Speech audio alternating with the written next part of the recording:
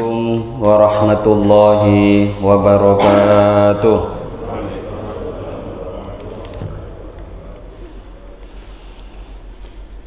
Innal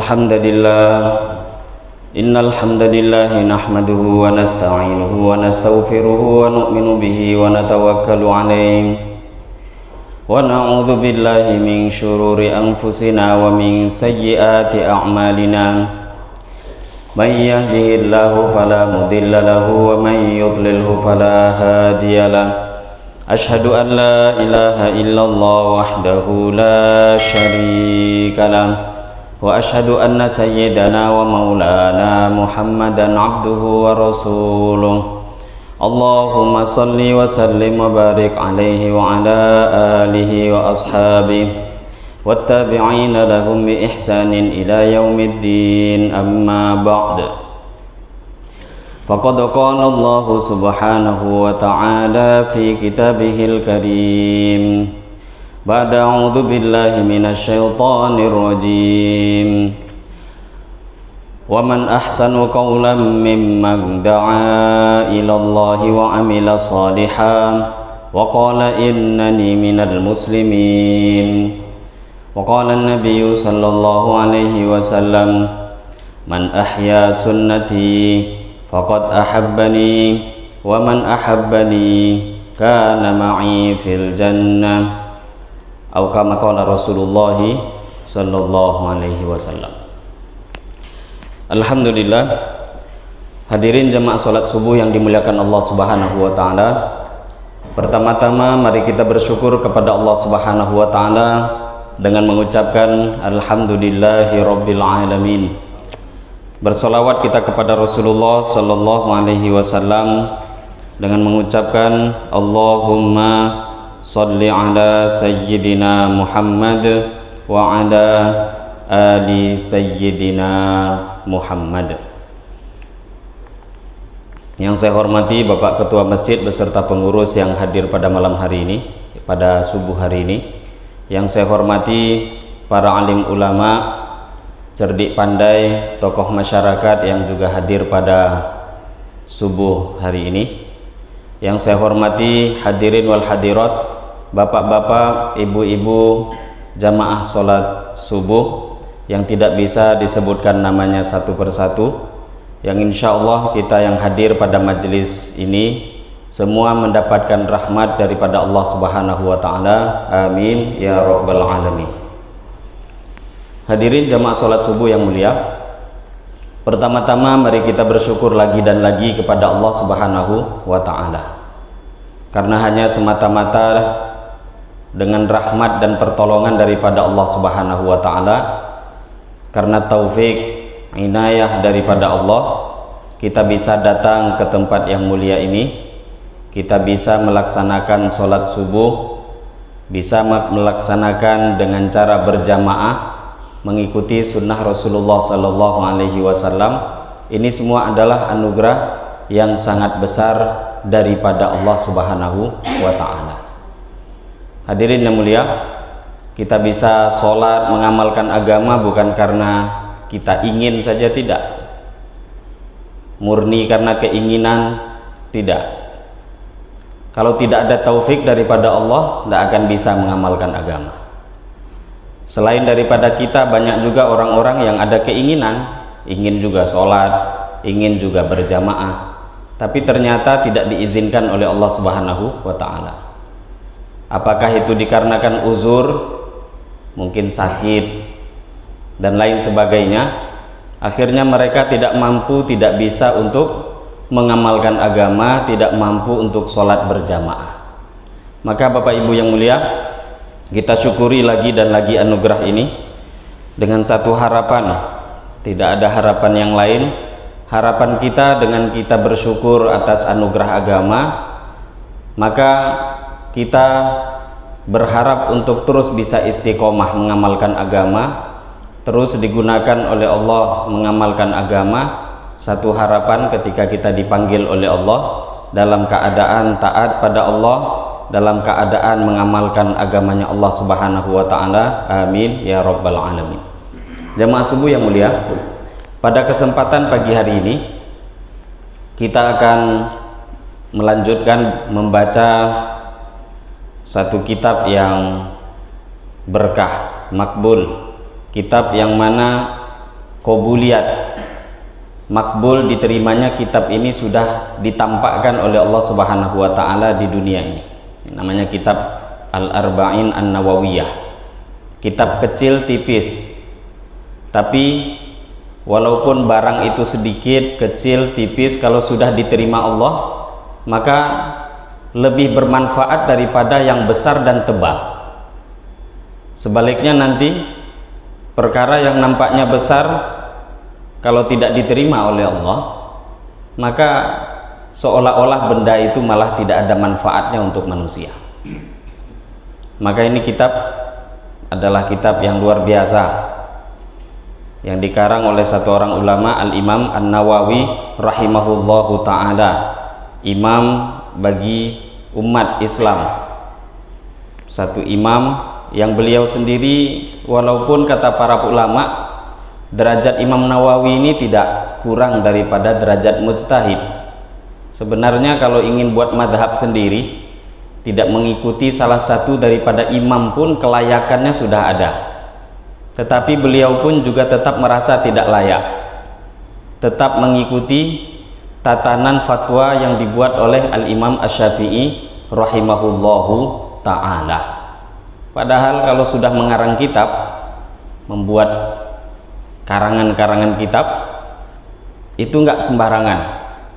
Beliau mengarang satu kitab namanya Majmu' Syarhul Muhadzab. Kitab Majmu' Syarah Muhadzab ini kurang lebih 27 jilid. Beliau mengarang kitab fikih, mengarang kitab hadis, mensyarah daripada kitab Sahih Muslim dengan nama Al-Minhaj, kurang lebih ada 12 jilid. Setinggi itu ilmu beliau, tetap pun juga beliau tidak keluar daripada mengikuti salah satu daripada madhab. Terutama beliau mengikuti pendapat fatwa daripada Al-Imam Asy-Syafi'i rahimahullahu ta'ala. Hadirin yang mulia, maka kita lanjutkan, baru sampai muqaddimah, dan penting untuk selalu kita ulang-ulang kembali bahwa muqaddimah ini bahkan yang terpenting daripada isi kitab itu muqaddimah, karena semua ringkasan, maksud, tujuan, apa isi kandungan daripada satu buku, satu kitab ini letaknya berada di dalam muqaddimah.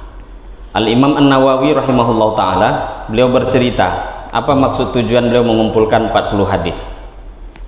Maka kita telah dengarkan beberapa waktu yang lalu, beliau sudah menyampaikan alasan bahwa tujuan pertama itu untuk iqtidaan biha ula'il a'immah, untuk meniru para ulama-ulama, para imam-imam sebelumnya. Karena ciri khas daripada agama Islam itu meniru. Ciri khas agama, perbedaan agama dengan keduniaan.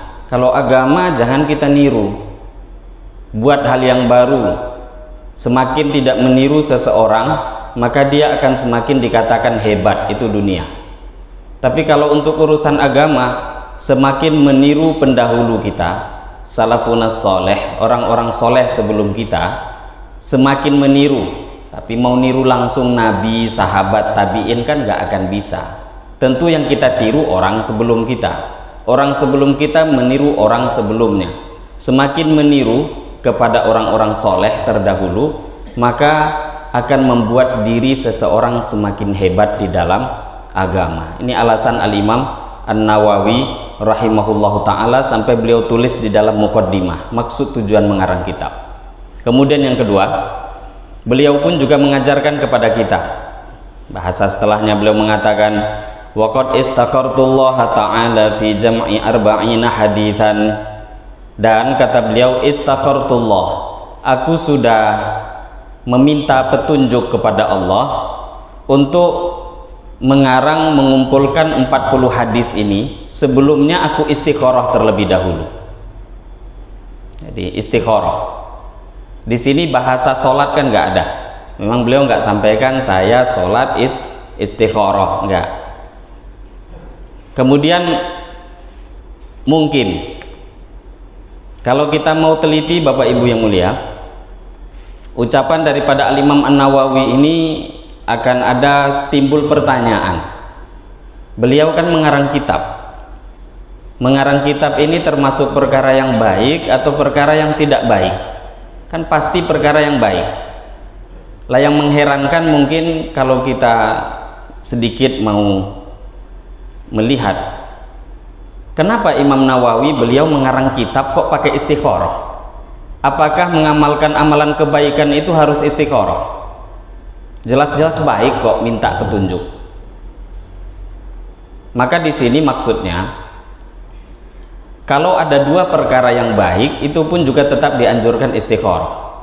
Beliau ini Bapak Ibu yang mulia, kesibukan hari-hari berada di dalam dakwah, hari-hari berada di dalam ta'lim wa ta'allum, mengajar, belajar. Beliau pun belajar hari-hari, mengajarkan ilmu juga kepada umat, sibuk melayani umat, sibuk dalam zikir dan ibadah hari-hari. Maka beliau pun istikharah, maksudnya ya memang kesibukan ibadah, tapi minta petunjuk pada Allah mana yang mau didahulukan. Itu maksud istikharah di dalam hal ini. Semua akan dikerjakan, niatnya semua kebaikan itu akan dibuat, dikerjakan, tapi mana yang mau didahulukan, itu maksud daripada istikharah yang disampaikan oleh Al-Imam An-Nawawi rahimahullahu ta'ala. Termasuk beliau juga mungkin pada waktu itu ingin mengarang beberapa kitab, mau mengarang kitab Arba'in atau mau melanjutkan kitab karangan fikih lainnya, itu istikharah terlebih dahulu. Bapak Ibu yang dimuliakan Allah Subhanahu wa taala, ini satu pelajaran besar. Dan hampir perkara ini hampir hilang, bukan kita katakan hilang, tidak. Hampir banyak di kalangan kita ini istikharah itu hanya untuk urusan dunia. Mau jadi wakil presiden istikharah dulu katanya. Bagus daripada orang yang gak istikharah. Tapi untuk hal-hal yang malah jelas-jelas yang jauh lebih penting dari itu malah nggak mau istikharah. Kalau ada keuntungan dunia di dalamnya, dia istikharah. Ini hampir yang tersisa di kalangan umat sekarang ini urusan dunia. Kenapa Bapak Ibu yang mulia? Karena kita ini menjadi ujian bagi kita sekarang ini. Kelemahan kita itu memandang apa-apa dengan zahir, yang tampak. Yang tampak itu keuntungan dunia. Kalau ada untungnya, maka kita anggap itu keuntungan. Kalau tidak tampak, maka kita anggap itu tidak ada keberuntungan di dalamnya. Ini satu kerugian. Dan ini keadaan kondisi umat sekarang ini. Tapi kalau untuk urusan hal-hal yang tinggi, memilih yang terbaik daripada agama, A baik, B baik, mana yang terbaik, kemudian istikharah, ini jarang dilakukan oleh umat sekarang ini.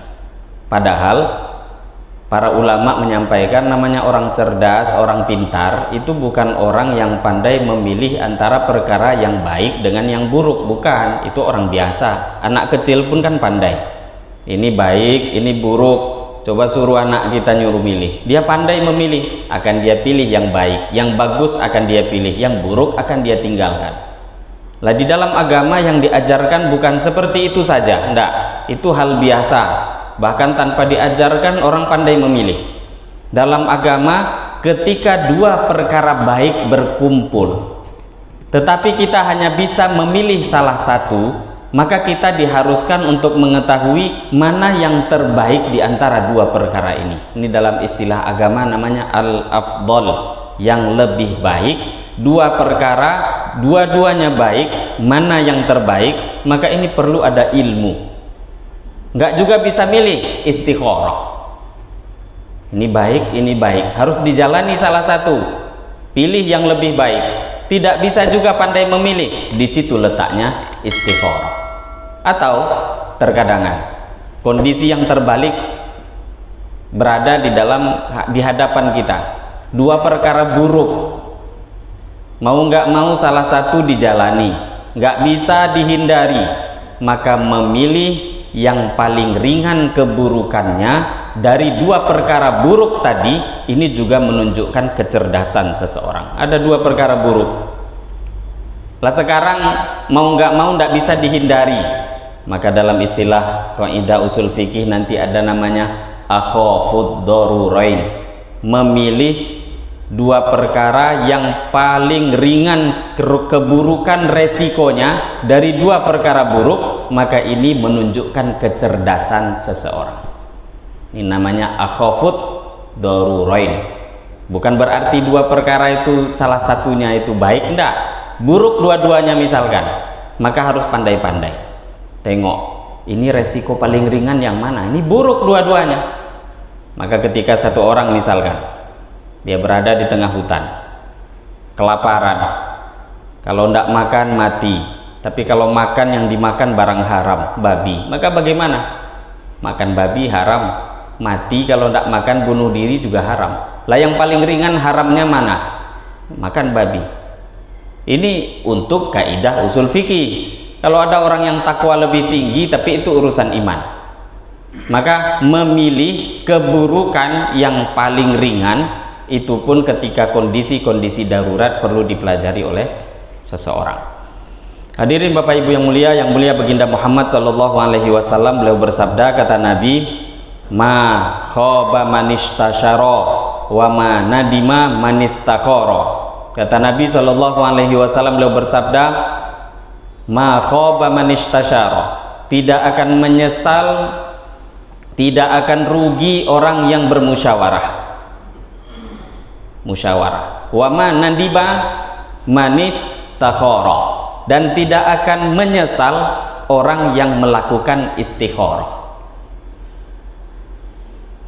Kalau kita ini istikharah, maka bukan berarti nanti langsung dapat ilham, macam dapat wahyu, oh kamu pilihannya ini. Enggak harus seperti itu. Kita punya pilihan cara istikharah yang paling sempurna, berwudu, kemudian sholat sunnah 2 rakaat, niatkan istikharah, kemudian baca doa yang diajarkan oleh Nabi Shallallahu Alaihi Wasallam. Selepas selesai sholat istikharah, baca doa, Allahumma inni astaghfiruka bi'ilmika wa astaqdiruka biqudratika wa as'aluka min fadlikal azim fa innaka taqdir wa la aqdir wa ta'lam wa la a'lam wa anta 'allamul ghuyub, sampai akhirnya doa. Ini doa istikharah. Selesai sholat dia istikharah. Lah kemudian apa? Kemudian selesai dia istikharah terus harus mimpi, harus ada jawaban? Enggak. Itu hanya jalur yang Allah buat seperti doa. Ya Allah, kalau memang perkara ini baik untuk saya, maka takdirkanlah, berikan. Tapi kalau perkara ini buruk untuk diriku, untuk agamaku, maka jauhkanlah dia daripada diriku dan berikanlah kepada aku ganti yang lebih baik. Maka kalau orang buat, ketika ada masalah, ada hal-hal yang perlu dia pilihan, minta pilihan pada Allah, dia buat istikharah, maka pasti kata Nabi, selepas itu tidak akan ada penyesalan. Kalaupun dia misalkan secara zohir, secara zohir salah pilih, misal yang mengatakan salah pilih kita, ternyata menurut ilmunya Allah memang itu kok yang terbaik. Salah pilih nampaknya secara zahir, tapi enggak, menurut ilmunya Allah itu yang terbaik, karena seumpama diberi yang satunya jauh-jauh lebih buruk yang terjadi. Jadi enggak harus langsung ada jawaban, tidak. Kemudian walaupun ini bahasanya istikharah sedikit, maka tentu mau nggak mau kita sedikit membahas. Bapak Ibu yang mulia, istikharah ini ada namanya amalan yang sempurna, ada yang minimalnya istikharah. Seperti kalau terjadi gerhana matahari, gerhana bulan, itu mungkin di sini pernah juga dibuat sholat gerhana. Itu ada cara yang paling sempurna, ada cara yang minimal. Dalam agama seperti itu. Sholat ada yang maksimal sempurna, ada yang minimalnya sehingga dia dihitung mengerjakan sholat. Selagi berada di antara maksimal dan minimal tadi, maka sah yang dia buat. Contoh sholat gerhana paling sempurna, setiap rokaat 2 kali qiyam, setiap rokaat 2 kali ruku, setiap rokaat 2 kali kiroah. Jadi setiap rokaat fatihahnya 2 kali, setiap rokaat rukuknya 2 kali. Kalau kita praktekkan kan itu bisa tergambar. Kemudian termasuk yang sempurna dalam sholat gerhana ada khutbahnya.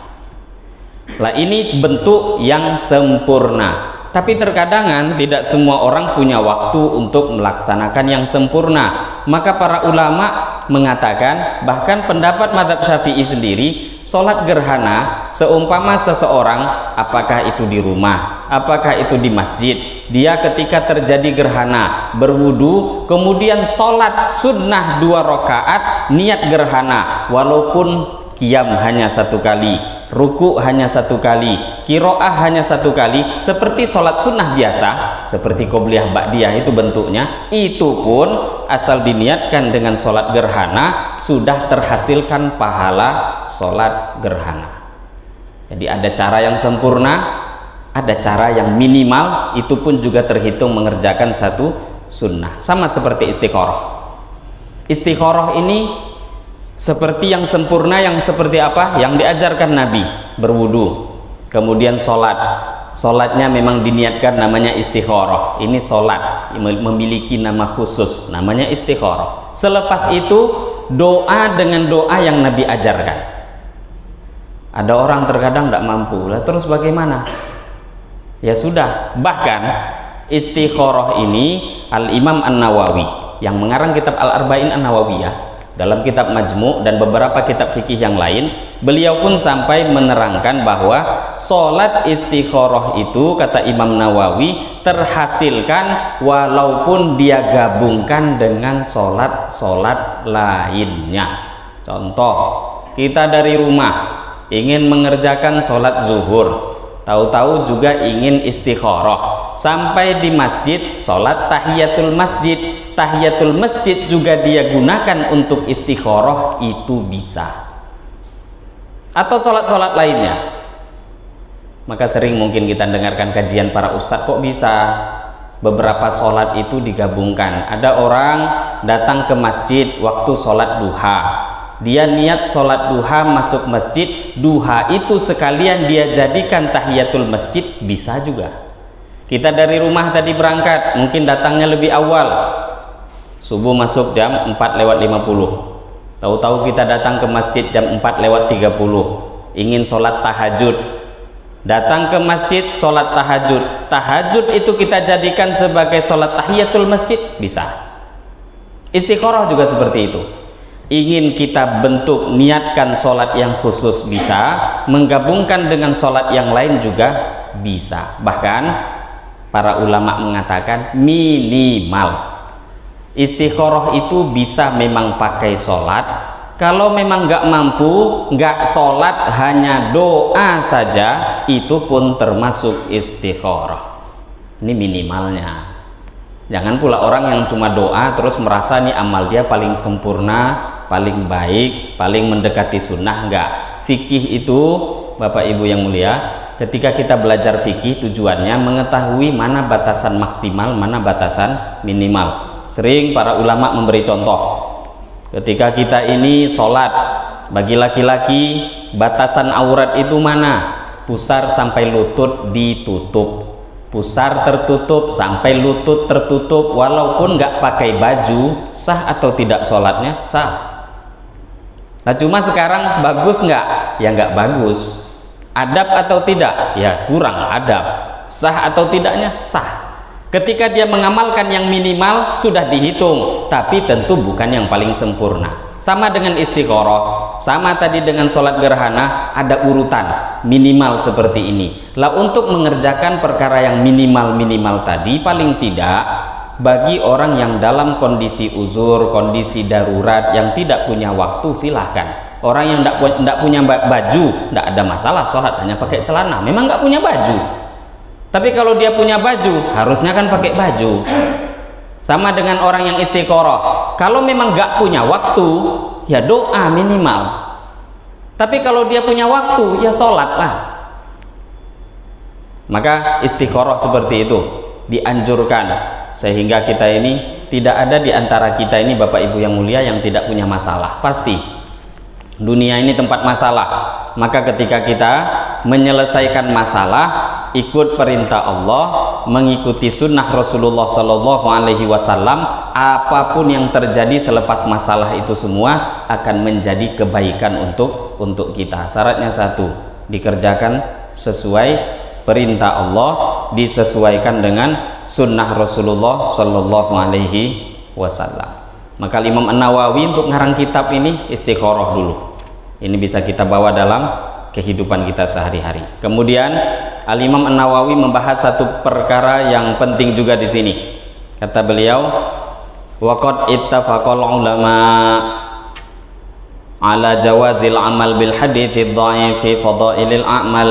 Beliau di pekan yang lalu kita sudah dengarkan, beliau menyampaikan satu hadis, yaitu Rasulullah Shallallahu Alaihi Wasallam bersabda, kata Nabi, barang siapa yang mengumpulkan 40 hadis, menjaga 40 hadis, man hafidha ala ummati. Hafidha kata umat di situ nggak harus hafal, bisa jadi dia tuliskan 40 hadis. Siapa yang menjaga 40 hadis untuk umatku, maka kata Nabi, nanti di akhirat dia akan dikumpulkan bersama dengan para ulama dan para fuqaha. Banyak jalur sanad daripada hadis ini, tapi Imam An-Nawawi juga membuat satu, menyampaikan bahwa kata Imam Nawawi, walaupun jalurnya banyak, tetap semua jalur yang ada itu semuanya hadisnya adalah dhaif. Beliau sudah terangkan pada pertemuan sebelumnya, hadis-hadis yang menerangkan tentang barang siapa mengumpulkan 40 hadis untuk umatku akan dikumpulkan di akhirat bersama para ulama dan para syuhada, dan aku kata Nabi akan menjadi syafi'an wa kuntu lahu syafi'an yaumal qiyamah. Aku akan memberikan syafaat kepada dia nanti pada hari kiamat. Banyak jalurnya, tapi semua jalur hadis ini adalah dhaif. Lah beliau mau menerangkan hal ini. Beliau pun terangkan, kata beliau, para ulama sepakat, ini kata Imam Nawawi, para ulama sepakat bolehnya mengamalkan hadis dhaif di dalam fadailul a'mal. Ini kata Imam Nawawi, ulama sepakat. Beliau menyampaikan ijma, kesepakatan ulama. Tapi ternyata ketika kita teliti, ulama nggak sepakat. Ada beberapa orang ulama yang mengatakan tidak boleh, walaupun dalam urusan fadailul a'mal.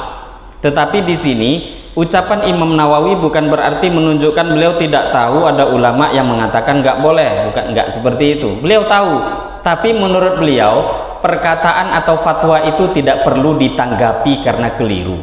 Karena tidak semua fatwa ataupun komentar orang itu semuanya didengar, tidak. Sama dengan zaman ini. Walaupun nampaknya dia ustadz, tapi terkadang kalau fatwa ngawur, itu nggak dianggap. Imam Nawawi juga seperti itu. Yang beliau anggap sebagai ulama di zaman itu dan ulama zaman-zaman sebelumnya yang fatwa mereka itu mu'tabar, yang memang bisa didengar, menurut Al-Imam An-Nawawi, ulama-ulama itu semua termasuk beliau sendiri sepakat bahwa hadis dhaif itu bisa diamalkan di dalam fadailul a'mal. Lah Bapak Ibu yang mulia, fadilah amal ini seperti apapun memang tidak semuanya dhaif. Ada fadailul a'mal tuh yang sahih, yang hasan, yang dhaif. Lah untuk urusan yang dhaif pun fadilah amal boleh. Fadilah amal ini penting. Kalau tidak ada fadilah amal, dorongan di dalam beramal, maka kita juga nggak akan semangat untuk mengerjakan amal. Coba, termasuk fadilah, dorongan kita mau taat pada Allah bagi orang-orang yang lemah seperti kita imannya, termasuk dorongannya apa? Kan sorga. Siapa yang sholat, kata Nabi Shallallahu Alaihi Wasallam, rok'atain qoblal fajri khairun minat dunya wa ma fiha. Kata Nabi, beliau bersabda, 2 rakaat sholat sunnah sebelum subuh khairun minat dunya wa ma fiha, lebih baik daripada dunia beserta segala isinya. 2 rakaat sebelum subuh kita kerjakan itu lebih baik daripada dunia beserta segala isinya.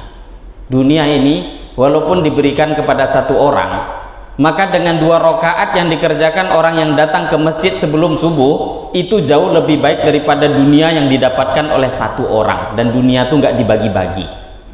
Sekarang dunia dibagi-bagi miliaran orang. Nggak ada orang namanya dapat 1 dunia itu sendiri, nggak ada.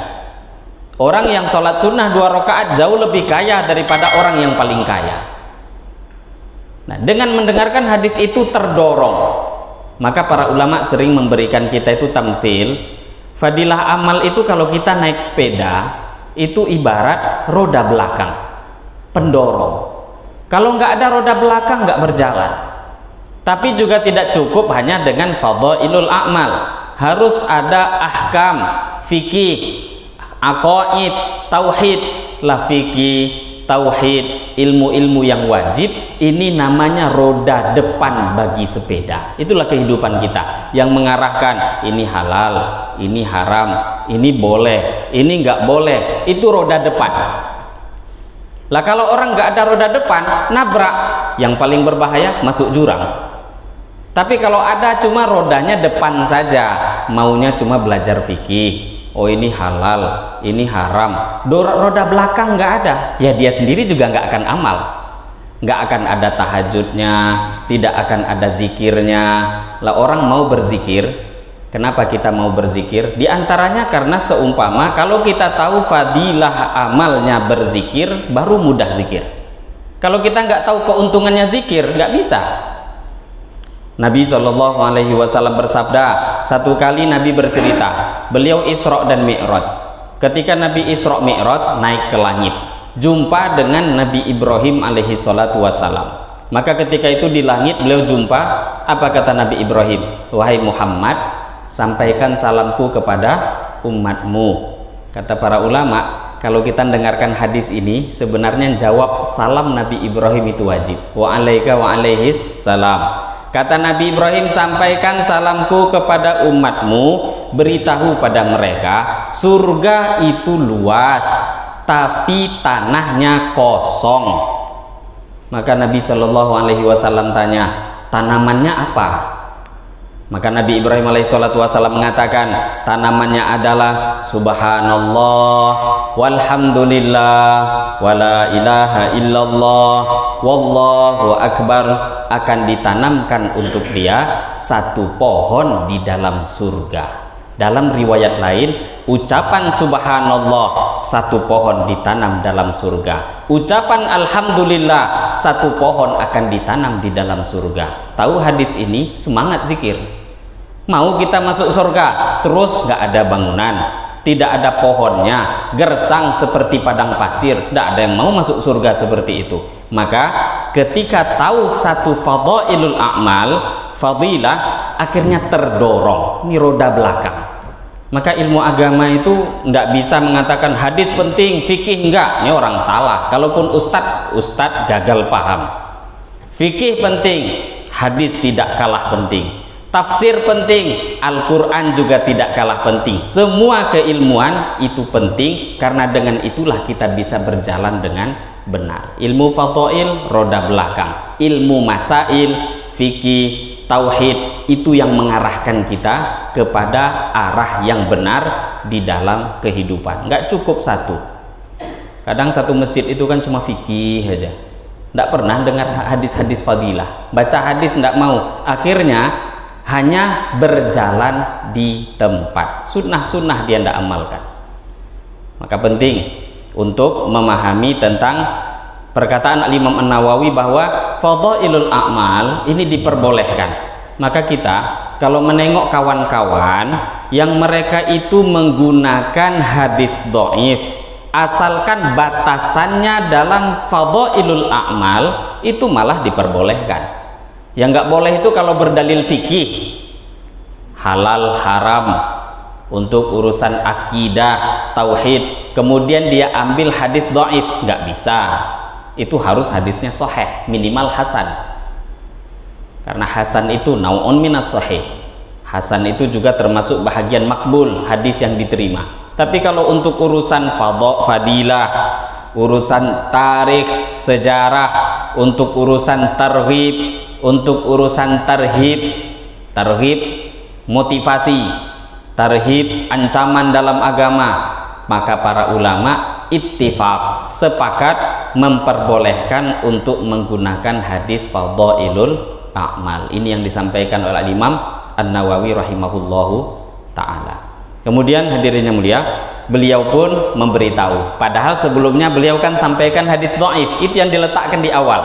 hadis yang barang siapa mengumpulkan 40 hadis, yang menjaga 40 hadis untuk umatku, maka akan dikumpulkan di hari kiamat bersama para ulama dan para fuqaha. Ini hadis ini beliau sampaikan.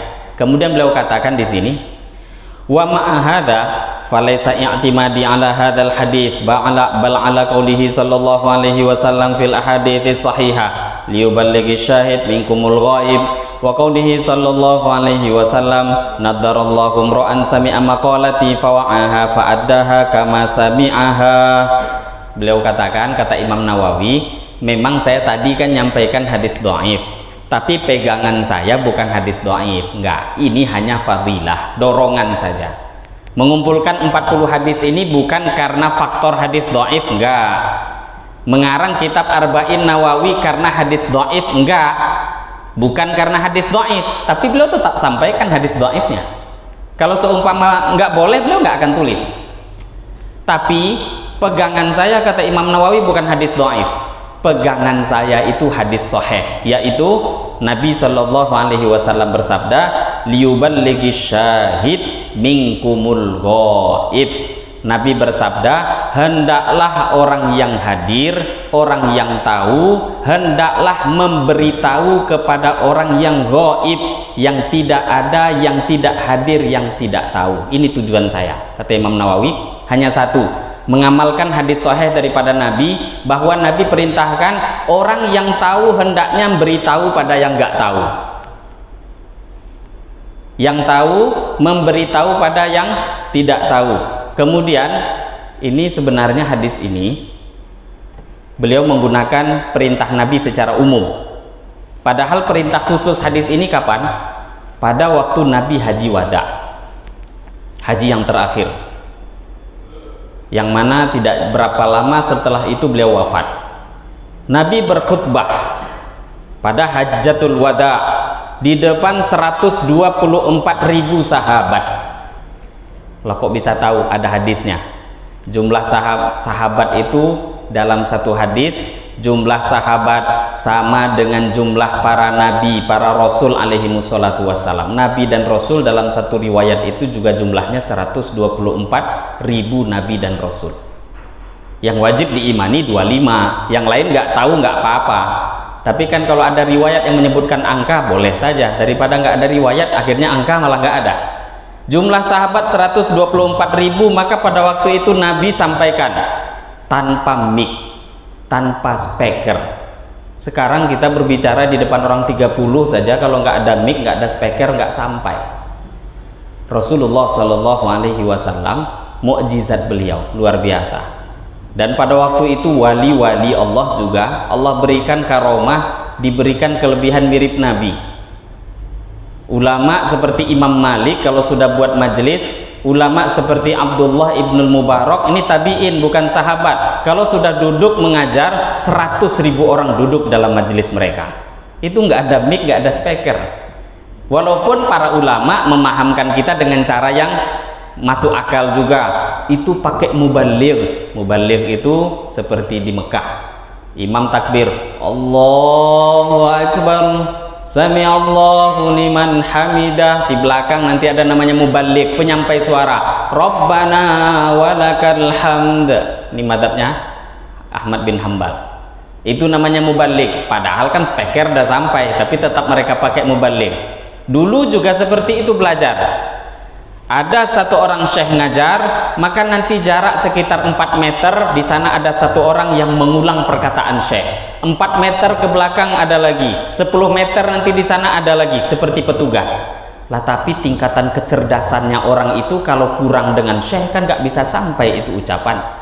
Karena orang yang di depan dengarkan syekh, orang petugas nomor 2 mendengarkan suara orang petugas nomor 1, orang yang berada di nomor 3 mendengarkan petugas nomor 2. Kalau kepintaran kurang dengan syekhnya, mana bisa nerangkan? Apakah di sana tidak ada karomah? Itulah karomatul aulia, karomah yang Allah berikan kepada para wali-wali Allah. Karena apa? Ngikuti nabi mereka, Rasulullah Shallallahu Alaihi Wasallam. 124.000 orang sahabat. Maka pada waktu itu Nabi tanya, Kata Nabi pada sahabat, tidakkah sudah aku sampaikan agama ini pada kalian? Nabi tanya waktu itu sampai 3 kali. Tidakkah agama ini telah aku sampaikan pada kalian? Sahabat semua menjawab, bala, qad ballaghtar risalah wa addaital amanah. Betul ya Rasulullah, engkau telah sampaikan risalah ini kepada kami. Agama sudah Tuhan sampaikan. Sudah ya Rasulullah, kata sahabat. Maka ketika sahabat mengatakan sudah, baru Nabi sampaikan hadis ini. Ala falyuballighi syahid minkumul ghaib. Kata Nabi pada para sahabat 124.000 itu, sekarang kata Nabi, yang hadir dalam majelis ini beritahu yang tidak hadir dalam majelis ini. Maknanya Nabi perintahkan dakwah kalian kepada seluruh umat. Maka pada waktu itu seluruh sahabat yang 124.000 itu nggak ada yang pulang ke rumah. 124.000 sahabat yang hadir pada Hajjatul Wada itu yang meninggal di Mekah Madinah hanya 10 ribuan sahabat. Jannatul Baqi itu kuburan sahabat hanya 10 ribuan orang. Sedangkan 114.000 semua mengamalkan hadis ini. Hadis Nabi, ilmu agama semua menyebar ke seluruh dunia, sampai akhirnya orang seperti kita di Indonesia ini kenal dengan Rasulullah Shallallahu Alaihi Wasallam. Ini penyebab mengamalkan hadis ini. Semua yang hadir, kata Nabi, asyahid, yang hadir dalam majelis ini beritahu pada yang tidak hadir. Ini sifat sahabat. Nah, Imam Nawawi menggunakan perintah umum, sahabat tadi menggunakan perintah khusus. Jadi hadis itu bisa diamalkan secara umum, bisa secara khusus. Secara umum tadi dipakai oleh Imam An-Nawawi. Kata beliau, termasuk saya mengumpulkan 40 hadis ini karena saya tahu. Dan orang-orang yang tidak tahu supaya tahu daripada hadis yang saya kumpulkan, akhirnya saya pun juga mendapatkan fadilah menyampaikan ilmu agama kepada orang-orang yang tidak tahu. Orang yang hadir memberitahu kepada yang tidak hadir. Ini hadis sahih. Nah, kata Imam Nawawi, ini penyebab saya mengumpulkan hadis, mengumpulkan Arba'in Nawawi ini, bukan karena hadis dhaif tadi. Kemudian yang kedua, ada hadis sahih lainnya. Nabi Shallallahu Alaihi Wasallam bersabda, "Naddarallahu mra'an sami'a maqalati fawa'aha fa'addaha kama sami'aha." Nabi bersabda, semoga Allah memberikan wajah seseorang bersinar. Semoga bersinar, memiliki nur wajah seseorang, sami'a maqalati, yang dia mendengarkan hadis daripada aku, fawa'aha, kemudian dia jaga hadis tadi, fa'addaha kama sami'aha, kemudian dia sampaikan hadis tadi seperti yang dia dengar, tidak ditambah, nggak dikurangi.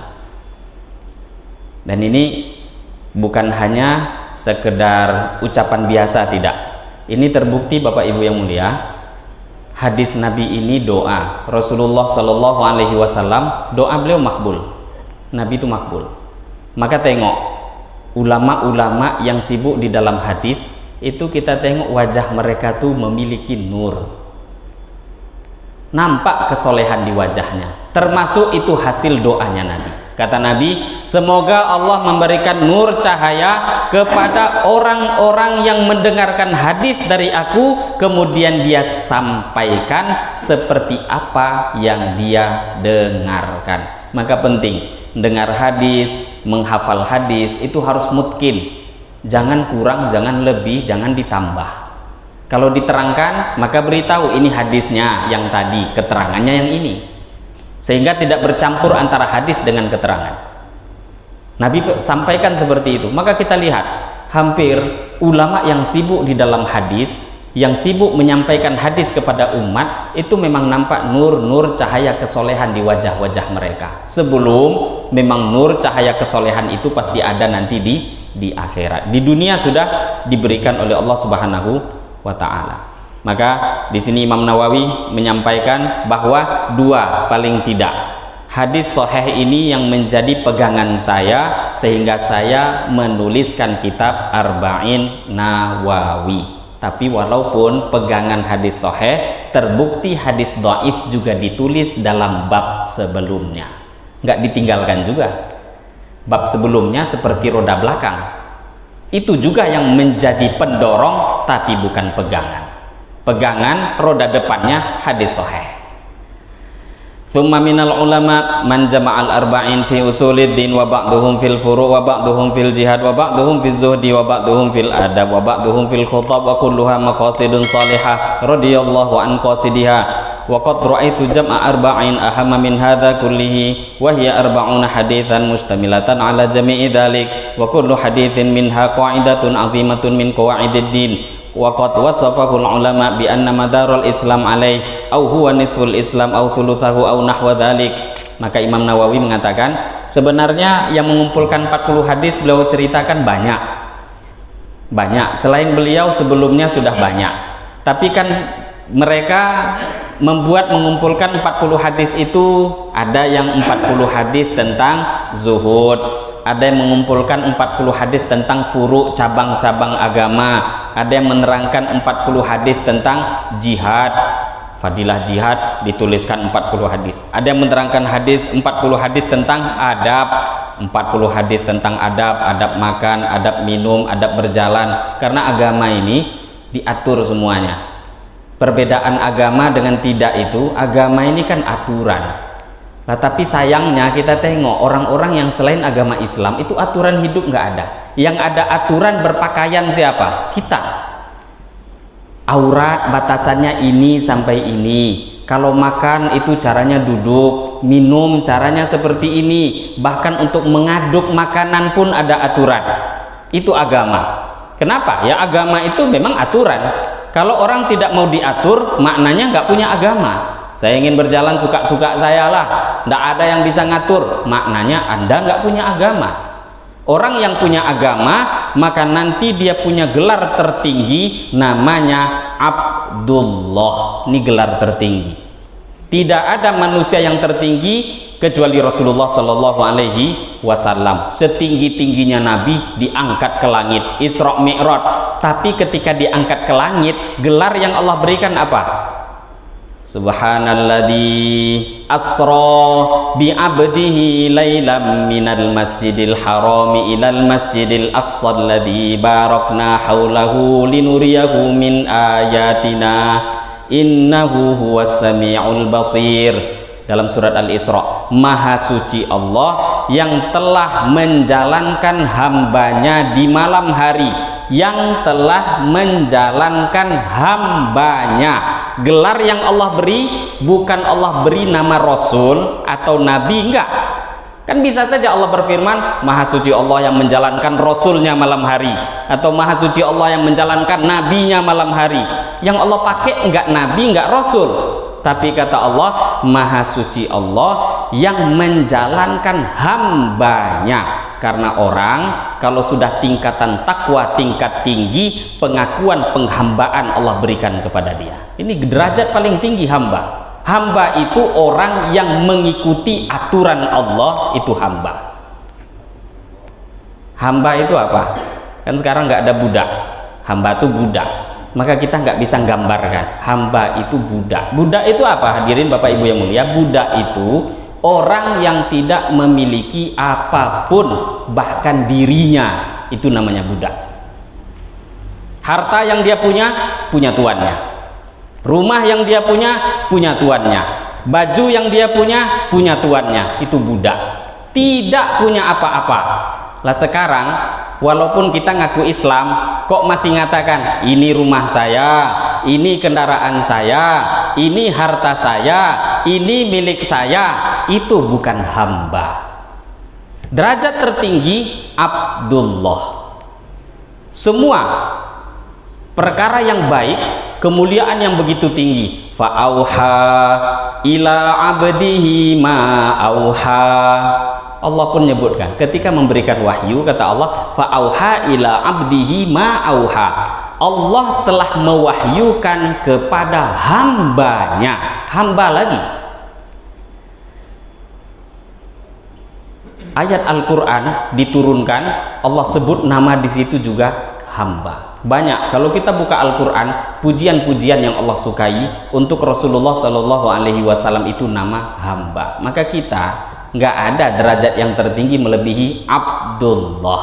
hambanya Allah Subhanahu wa ta'ala. Maka ini satu amal yang penting. Lah sekarang umat Islam, walaupun kita ngaku Islam, kadang lupa jadi hamba Allah. Maka Imam An-Nawawi rahimahullah ta'ala, beliau pun mengatakan banyak yang ngarang 40 hadis, termasuk di dalam urusan adab. Adab itu tadi adalah aturan hidup seseorang yang merasa menjadi hambanya Allah. Nabi pernah makan di bawah, di lantai. Nabi nggak makan di kursi, nggak makan di menggunakan meja. Kalau ditanya hukum fikih, apa hukumnya? Boleh. Kita ketika mendengarkan kajian, sikapi dengan hal yang sama. Ketika ustadz membahas hadis, maka sikapi dengan hadis. Ketika ustadz membahas fikih, sikapi dengan fikih. Dalam hadis, ini hadis, Nabi makan duduk di lantai. Ditanya, ya Rasulullah, kenapa Tuhan makan di lantai? Jawaban Nabi satu, aku ingin makan seperti makannya hamba. Jadi makan saja Nabi merasa jadi hambanya Allah. Dan Nabi memberi contoh, budak makannya seperti itu kok. Kalau orang sudah makan seperti raja, dia akan lupa jadi hambanya Allah. Bukannya nggak boleh ya makan pakai kursi, boleh. Ini derajat Nabi. Dan orang-orang yang mau mengikuti derajat tinggi seperti Nabi, ya silahkan.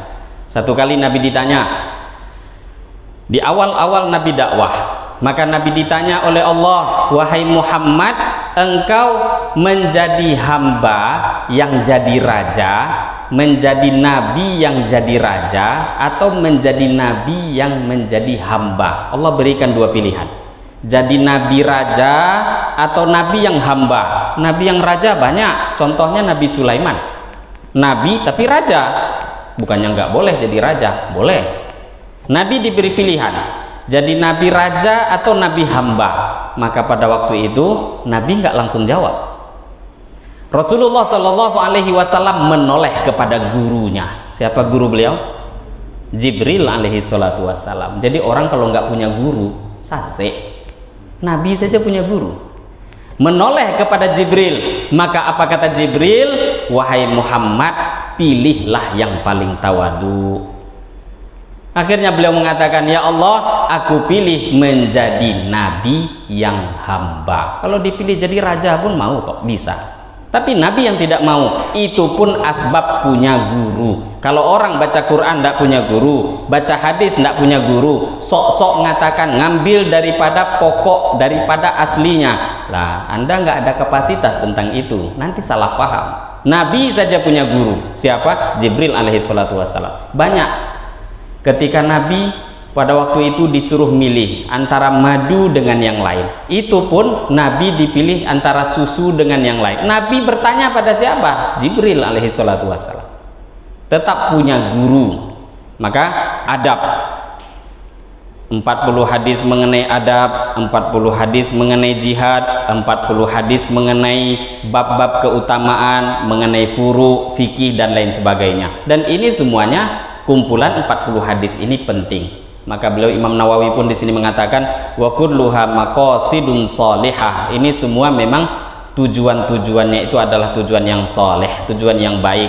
Bahkan beliau menambahkan doa, semoga Allah meridhoi orang-orang yang menulis dan niat yang baik tadi mengumpulkan 40 kitab tadi. Beliau pun bercerita, tapi kata Imam Nawawi, saya mengumpulkan 40 hadis yang jauh lebih penting daripada itu semua. Bukan beliau merasa lebih baik, enggak. Kenapa? Karena memang terbukti 40 hadis yang insya Allah kita akan baca nanti satu persatu, itu memang madarul Islam, peredaran keilmuan Islam di dalamnya. Memang hadisnya nomor 1, tapi ternyata hadis nomor 1 itu semua agama berkaitan dengan nomor 1. Innamal a'malu binniyat. Bahkan semua agama berkaitan dengan hadis yang nomor 1. Semua hadis yang ditulis Imam Nawawi, nanti ulama akan mengatakan ini nisfuddin, rubu'uddin, ini separuh agama, ini seperempat agama. Ini satu hadis memang, tapi ternyata menjadi pokok dan pondasi di dalam agama. Jadi 40 hadis ini kata beliau, ini adalah hadis-hadis pokok yang menjadi inti, pondasi-pondasi di dalam agama. 40-an hadis ini yang saya kumpulkan, kata Al-Imam An-Nawawi rahimahullahu ta'ala. Tsumma altazimu fi hadhil arba'in ang takuna sahihatan. Dan beliau pun juga menyampaikan lagi, saya pun juga membuat satu syarat tinggi bahwa 40 hadis yang saya kumpulkan ini semuanya pasti sahih, nggak ada yang dhaif. Wa mu'dhamuha fi sahihil Bukhari wa Muslim. Kebanyakan memang saya ambil, kata Imam Nawawi, dari kitab Bukhari dan Muslim. Dan wa adzkuruha makhdhufatal asanid, hanya saja memang saya buang sanadnya. Sanad itu dari seorang rawi, dari gurunya, dari gurunya, dari gurunya sampai Rasulullah. Imam Bukhari menyebutkan hadis dari gurunya, dari gurunya, dari tabi'in, daripada tabi'ut tabi'in, dari sahabat sampai Rasulullah. Lah itu kan banyak. Kalau kita ingin tahu sanad, buka Bukhari, nanti ada contohnya. Lah kata Imam Nawawi, ini semua saya buang. Kenapa? Ya kalau untuk pemula-pemula seperti kita, ini bisa kurang berguna, pembahasannya pun juga terkadang rumit dan banyak yang susah memahaminya. Maka kata Imam Nawawi, sanad-sanad itu sengaja saya buang, tapi itu hadis sahih. Kemudian tujuannya liyashula hifdzuha wa ya'umul intifa' biha insyaallah taala, supaya lebih mudah diambil manfaat, baik itu untuk orang awam dan supaya mudah juga untuk dihafalkan. Wa yang bagi likulli raghibin fil akhirah ay ya'rifa hadhil ahadits limashtamalat alaihi minal muhimmat wahtawat alaihi minat tanbi' ala jami'i ta'at wa dzalika dhahirun liman tadabbarahu 'ala Allahil i'timadi wa ilaihi tafwidi wastinadi wa lahul hamdu wan ni'mah wa bihi taufiq wal ismah. Maka kata Imam Nawawi, sepantasnya bagi orang-orang yang memang cinta kepada akhirat untuk mengetahui hadis-hadis ini. Maka di sini juga penting beliau menutup muqaddimah ini dengan satu ucapan, sepantasnya bagi orang-orang yang cinta akhirat mengetahui hadis ini sehingga dia bisa amalkan. Hadirin Bapak Ibu yang mulia, penting memang kalau kita tidak ada kecintaan pada akhirat, bukan hanya tahu, raghib, memang betul-betul cinta, bukan cinta mati itu kemudian bunuh diri, enggak. Kan ada orang cinta mati bunuh diri, enggak.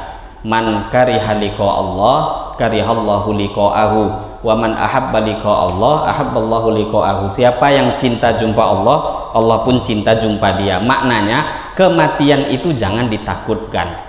Takut kita dengan mati, mati tidak mundur. Berani kita mati, mati itu juga nggak akan maju. Mati itu nggak akan bisa mundur, tidak akan bisa maju, baik dengan kecintaan kita pada mati atau ketakutan kita kepada mati. Lah perbedaannya, ketika orang itu suka dengan kematian, maka akhirnya membuat dia itu mudah beramal, karena kehidupan itu ada, kehidupan akhirat. Di dalam ayat Al-Quran banyak yang menerangkan pentingnya kita ini ingat akhirat. Di antara ayatnya, wa kadzalika ja'alna likulli nabiyyin aduwwan syayatinal insi wal jin yuhi ba'duhum ila ba'din zukhrufal qawli ghurura walau syaa rabbuka ma fa'alu fadharhum wa ma yaftarun walitasgha ilaihi afidatul ladina la yu'minuna bil akhirah. Allah sampaikan dalam ayat Al-Quran, wa kadzalika ja'alna likulli nabiyyin aduwwa, dan seperti itulah kata Allah, aku jadikan bagi setiap nabi itu musuh. Jadi musuh-musuh itu yang ciptakan Allah, yang ciptakan nabi juga Allah. Itu memang ujian. Pengennya nabi, mungkin pengennya kita, janganlah ada orang yang ngerusak agama. Lah kalau nggak ada orang yang ngerusak agama, siapa yang mau berjuang? Itu memang Allah yang buat. Kata Allah, seperti itulah aku jadikan untuk setiap nabi itu musuh, Allah yang jadikan.